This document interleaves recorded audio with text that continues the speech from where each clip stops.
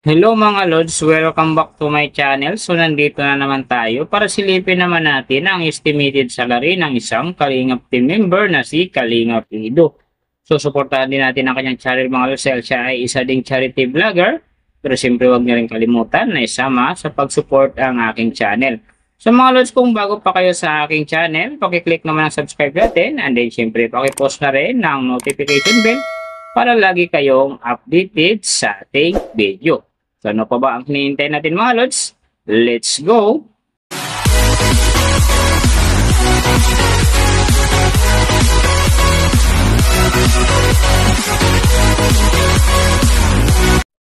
So mga Lods, si Kalingap Ido sa ngayon ay mayroon ng upload videos na 591 and then mayroon na rin siyang subscriber na 317,000. So may video views naman siya ngayon na 32,467,959 and then yung kanyang country is PH. So yung channel type naman niya is games and then yung account niya ginawa ito noong February 10, 2021.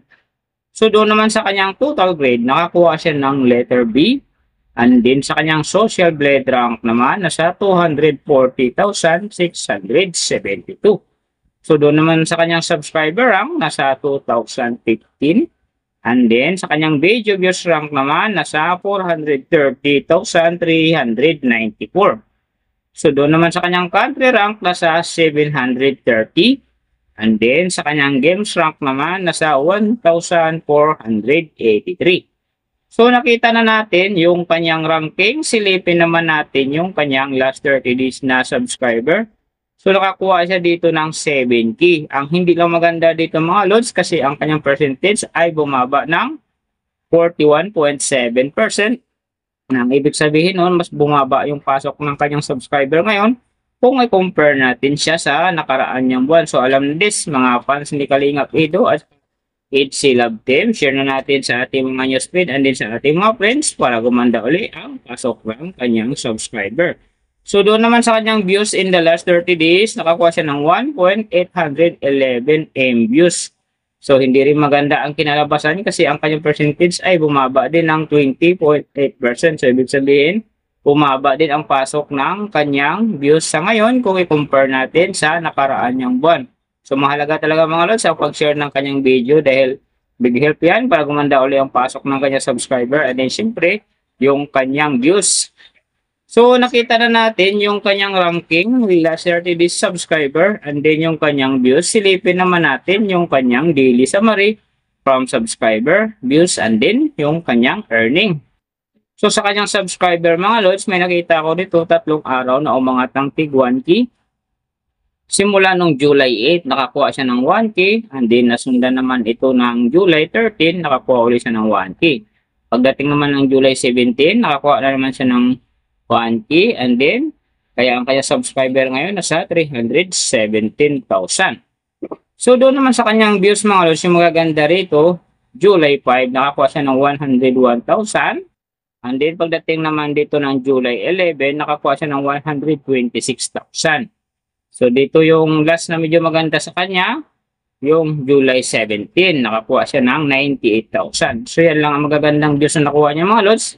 Kaya hindi ganun kaganda ang nangyari dyan kasi ang kanyang percentage ay bumaba ng 20.8%. So doon naman sa kanyang earning mga Lods, tingnan natin dito yung July 8. So sa kanyang low estimated, nakakuha siya ng $21 and then sa kanyang high estimated naman, nakakuha siya ng $328. So ang mga yan naman mga Lods, daily summary lang, mas maganda kung silipin natin yung naka-round off na from daily, weekly, and monthly para malaman na natin kung magkano na ngayon ang estimated salary ni Kalingap Ido dito sa YouTube. So, unahin natin yung kanyang daily average. So, sa daily subscriber, nakakuha siya ng 234. And then, sa kanyang views naman, nakakuha siya ng 60,370. So, doon naman sa kanyang daily, low estimated ng kanyang earning, nakakuha siya ng $15. So, times natin sa 58, mayroon siyang 870. And then, sa kanyang daily high estimated naman ng kanyang earning, nakakuha siya ng 241 US dollars. So times natin sa 58, mayroon siyang 13,978. So yan mga lods ang kanyang daily average. So pupunta naman tayo sa kanyang weekly average. So sa weekly subscriber, nakakuha siya ng 1.63k. And then sa kanyang views naman, nakakuha siya ng 422,590. So doon naman sa kanyang weekly, low estimated ng kanyang earning, nakakuha siya ng 106 US dollars. So times natin sa 58, mayroon siyang 6,148. And then sa kanyang weekly, high estimated naman ng kanyang earning, nakakuha siya ng 1,700 US dollars. So times natin sa 58, mayroon siyang 98,600. So yan naman mga lods ang kanyang weekly average. So pupunta naman tayo sa kanyang monthly average. So sa monthly subscriber, nakakuha siya ng 7k. And then sa kanyang views naman, nakakuha siya ng 1,811,087. So doon naman sa kanyang monthly, low estimated ng kanyang earning, nakakuha siya ng 453 US dollars. So times natin sa 58, mayroon siyang 26,274.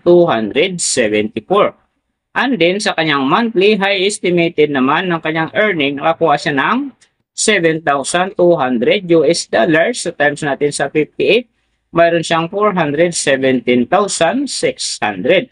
So yan naman mga lods ang kanyang monthly average. And then yung nababanggit ko rito or nakikita nyo is pawang estimated lamang yan. Nakabis lang tayo sa Social Blade website. Isang public website na kahit sino pwedeng mag-open para malaman kung magkano na ang estimated salary ng ating mga iniidolong YouTuber, vlogger, or influencer. And then palagi ko sinasabi mga lods, palagi natutupad dyan yung low estimated kasi nga hindi talaga natin kayang i-demand sa ating mga viewers na huwag mag-skip ng ads. Pero pwede pa rin naman yan maging times 2, times 3, or maging times 4 pa yan kapag ang isang vlogger nakapag-viral ng kanyang video. Pero siyempre mga lods, kung supporter ka ni Kalingap, huwag ka na mag-skip ng ads dahil big help yan sa kanyang channel. Saka siyempre sa mga kababayan natin na kanya rin tinutulungan dahil siya nga ay isang charity vlogger. Pero siyempre huwag nyo rin kalimutan na huwag na rin skip ang aking ads dahil big help yan sa aking channel at saka siyempre sa aking pangarap. So mga lods, kung nagustuhan nyo ang video na to, pakiclick naman ang subscribe natin. And then syempre, pakipost na rin ang notification bell para lagi kayong updated sa ating video. Then, kung mayroong gustong magpagawa ng video na same nito para sa inyong mga iniidolong YouTuber, vlogger, or influencer, comment nyo sa baba yung tamang detalye ng kanyang channel para ma-search natin agad at magawa natin sa next video. So, big thank you sa lahat ng mga sumusuporta sa aking channel. Sa magsusupport pa lang, ingat kayo palagi and God bless at sa nagabayan kayo palagi ng Panginoon sa ginagawa niyo araw-araw. At syempre, magtagumpay din kayo sa inyong mga pangarap. So hanggang dito na lang. See you on my next video.